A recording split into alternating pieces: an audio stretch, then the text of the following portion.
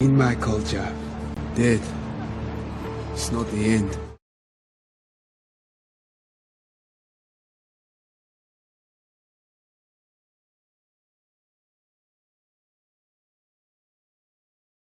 Hello, I'm the Angry Spork, taking issue with Superman Gen13.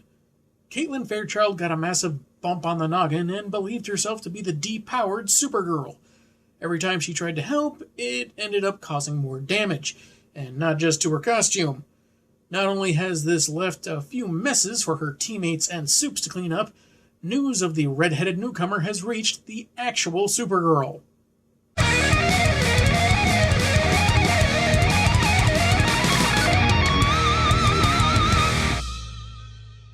The cover looks like it could have worked pretty well for the first issue. Supes flying ahead while the team is behind him, all much, much bigger. And it looks like they're looking at him as if he was shrunk in size. Not bad, just odd. We open to someone prepping an elaborate machine, one that's apparently taken him 11 years and all his money to construct, and bemoaning a woman that didn't stand by her man. Is Tammy Wynette a joke to you, Linda? No elaboration on this just yet, as we go to our heroes in the aftermath of the apartment complex collapse. Supes and Burnout are perplexed why a young woman that barely wants to wear her usual costume would impersonate Supergirl, while Roxy, Sarah, and Grunge all making jokes at their pyrokinetic pal's expense for suddenly being so friendly with the Kryptonian. His super hearing picks this up, but he dismisses it to the young man, though it's possible Clark wants to warn Freefall about the dangers of smoking, and ask if she's even old enough for it. But on to other matters. Lois and Jimmy show up in a green Volkswagen. Lois, jeez! Why'd you pick a car that color? The manual even says it's kryptonite green. Come on! They're not just there to confirm they haven't found Caitlin, but to bring over a fresh cape, which is kind of weird.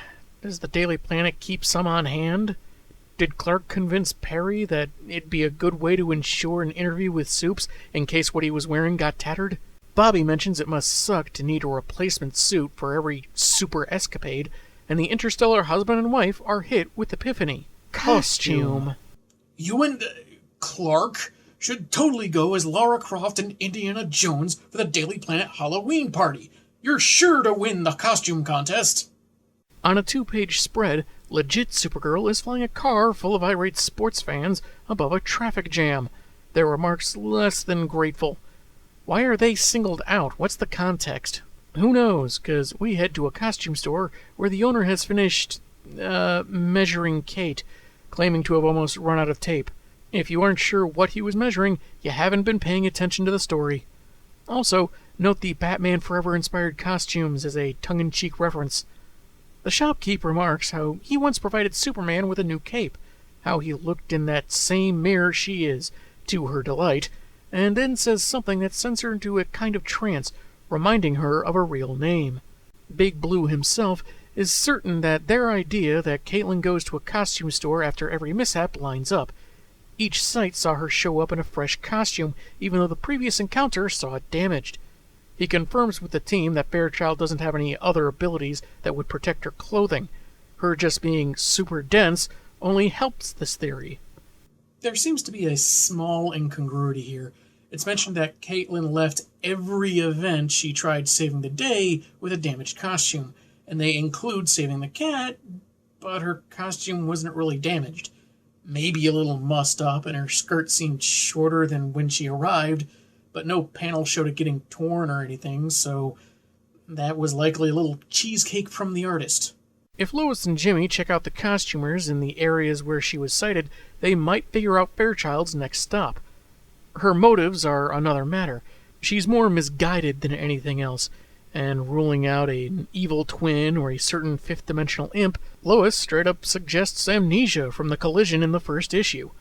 As to why she dressed like Supergirl, Bobby mentions, with some befuddlement, that Caitlin has long been crushing on Supes, and his teammates deride him for it. Oh, nice one, butthead. Smooth move, X-Lax. Even as Supes confers with the fire chief, they accuse him of being a brown-noser, like he's a totally different person that's going to start dressing like Cal. Oh, burst into flames, the lot of you. And not just because the guy you're mocking controls fire. Sure, he could have phrased it differently, said admired instead, but not only have they all talked smack about Superman, they thought Burnout was overreacting to a guy who was just famous, like he was a movie actor or something. Like it shouldn't be a big deal, because they were talking like adults. Why should it be such a taboo idea that Caitlin, a young woman, has a crush on freaking Superman, a guy considered to be attractive and desirable to women throughout DC? Anyway, Supergirl is getting more heat as she carries the same car through traffic, getting more insults until she's had enough. She puts the car down and tells everyone it hasn't been her causing a ruckus all day, which includes the traffic jam, but no one seems to care. On top of calling her a bimbo and telling her to get lost, one cretin even goes so far as to say she should have stayed on Krypton when it blew up, and another suggests burning her and kicking an effigy out of town.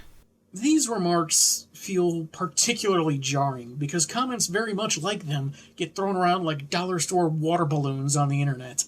People telling others they should have died, wishing some horrific act befall them. And it's bad enough when it's aimed at someone that just had an opinion you didn't like or was a mild inconvenience, but it can, and has, happened to people mistaken for someone else, resulting in far worse than a mean Facebook post. I don't know if it was Hughes's intention, but it certainly feels weighty in times like these. Superman is informed of the citywide clogged traffic and accidents EMS can't get to, so it's time to hurry things along. He scoops up Roxy while the other flyers follow. I guess they could carry Grunge, but I think he might be more useful left behind. After being pelted with some fruit, Supergirl flies off in a rage, instead of using heat vision on a lot of them. That right there is some serious restraint. Frankly, it's looking like Gotham has a better class of people. Meanwhile, her imposter is apparently bored to tears, sitting at a bus stop and explaining to a bunch of kids how red kryptonite has affected her, though one doesn't seem to believe her. Whether it's genuine disbelief or a kid just being a contrarian for contrarian's sake, that's up for debate. However, they say that her other powers and memory may not return all at once, so maybe she should give flying a shot. She agrees, and we get some silly tutoring about how Superman does it, and takes a few steps before leaping into the air. It works only so far. Naturally, her enhanced strength would take her higher than most, but she comes crashing down all the same. One of the kids kindly offers his bike, since she seems to need it more. Elsewhere, Superman has done his best to scan the city through its chaos, with Roxy swooning more than once. Jimmy and Lois meet with the older shop owner, then the three kids, closing in on their rogue Supergirl. Rogue dressed like Supergirl. What was I talking about? Great Scott. I've got enemies who can't cause this much trouble. It does kind of make me wonder, if told that a super strong girl with amnesia trying to do good is more of a hassle, how many of Superman's foes would call it quits and how many would call challenge accepted? Maybe that was speaking too soon, because that guy we got a glimpse of earlier is in a weaponized mech suit, and according to Dan Turpin, has spent more than a half hour firing his weapons and calling Superman out. But not who he is or what he specifically wants. Like a normal bad guy. Someone clearly didn't read the villain pamphlet. Super Caitlin bikes onto the scene after hearing about the threat on the radio, fumbles with the red K excuse again, and sheepishly goes to face the guy that is apparently armed with a nuke. And with all the gridlock, there's no chance for a citywide evacuation. Fairchild tries to talk the man down, but he swats her away, not wanting any super other than Big Blue himself. So in return, she hurls a cop car at him. That would not have been my first idea against a guy wielding a nuclear bomb, but she hit him in the lower robo-torso, so I guess it's all gravy. It's somehow not enough to keep the guy down, as he grabs her by the throat and tosses her aside. You're ruining it! Women ruin everything! Look, Ghostbusters 2016 wasn't great, but I think this is a serious overreaction, man.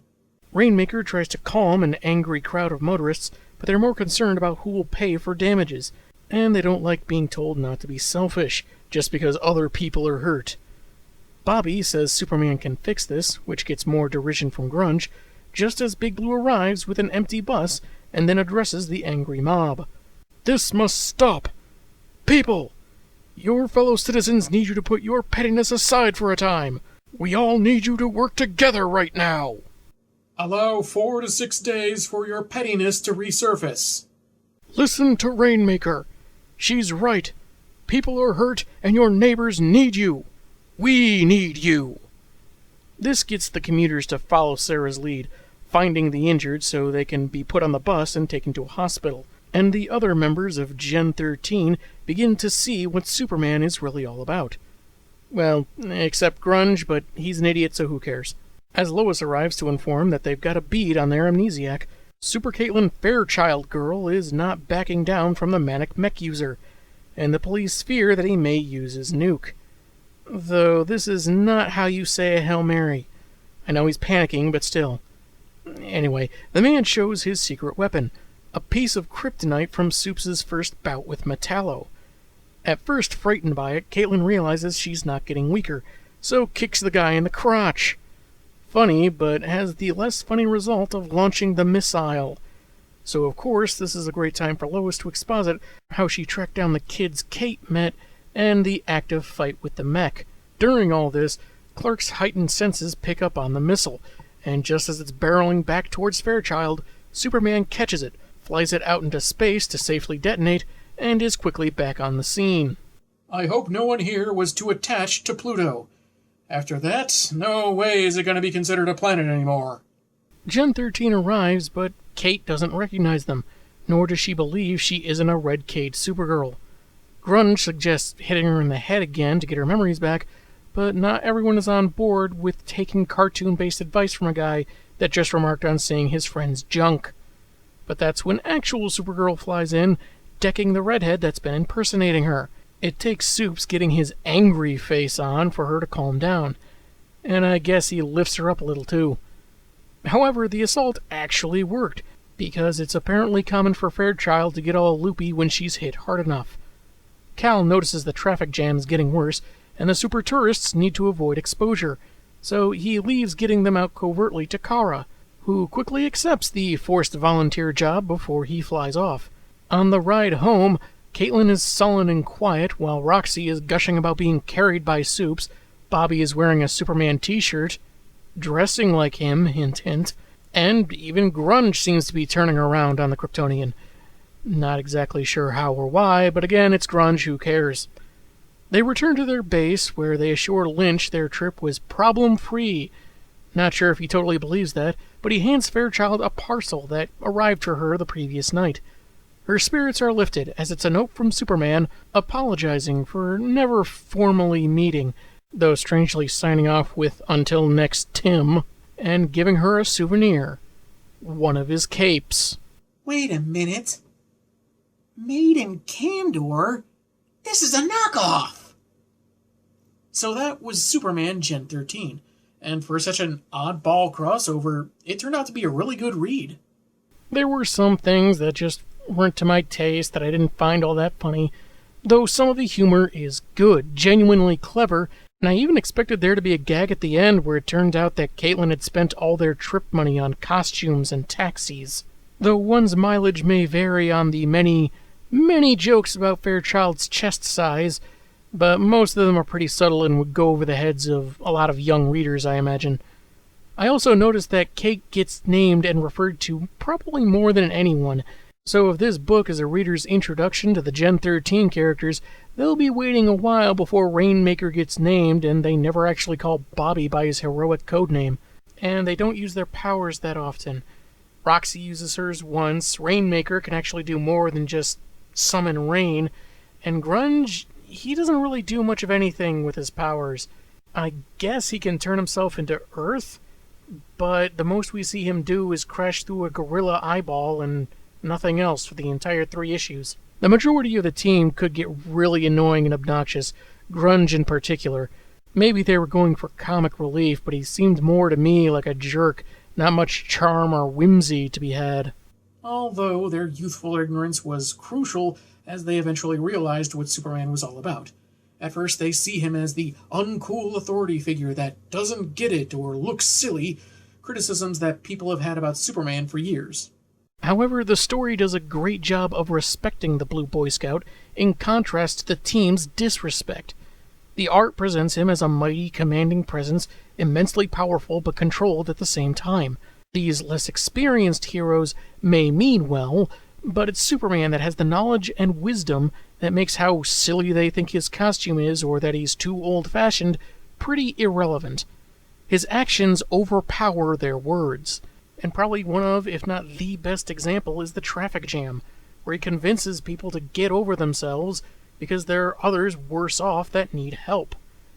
I wonder if there's a real-life example where this could apply. The story is a bit sillier, with an unabashed cartoonish take on memory loss, but from what I know of Gen13, it seems to fit their lighter style. And it's not like Clark's world is above a little silliness. Instead of a singular combined threat, the problem is someone screwing up when they're trying their hardest to do good. I expected there to be more of a confrontation between Caitlin and Kara, not simply because of issue 2's cover implying they would meet, but they were clearly building up the prospect, but any aggression stopped after a few strong words from Clark. Maybe it was trying to subvert expectations, or maybe it was an idea that was initially pitched but changed along the process. One of them is Supergirl, with all the powers that come with it. One is super strong, but only thinks she's Supergirl. It would have at least been interesting to see their brute strength clash, beyond a single punch anyway. Rogue from X-Men Evolution dressed as Supergirl. Rogue from the 90s animated series dressed as Power Girl. Wait, what was it talking about? And I guess that punch from Kara somehow stitched up Caitlin's costume. Kinda like Superboy Prime's time-warping punch. But, for clothes. Though I thought there were times where the art kind of clashed with the story. Don't get me wrong, the team does a good job with Super's gravitas and the expressions of characters, some of them very subtle, like Lois looking for Clark's reaction when the kids are teasing him about Superman. But even ignoring a couple of odd close-up panels, the use of heavy shadows and sometimes rigid character outlines seem better suited for something more dramatic, a Batman mystery or a tale about the Spectre. Granted, it worked in places like Supergirl being berated by motorists, but most of the story was a lot lighter than that. And why was she flying around town with that one car for so long? Was she really committed to getting those jerks to their baseball game? Did she think that was going to turn everything around for her? Overall, I give this a strong recommendation. Not so much because of the bawdiness of the Wildstorm characters, but because it does have some good humor, it's a unique story, and it's got some pretty solid Superman representation. And I think we could all use more of that. I'm the Angry Spork, and man have I got issues.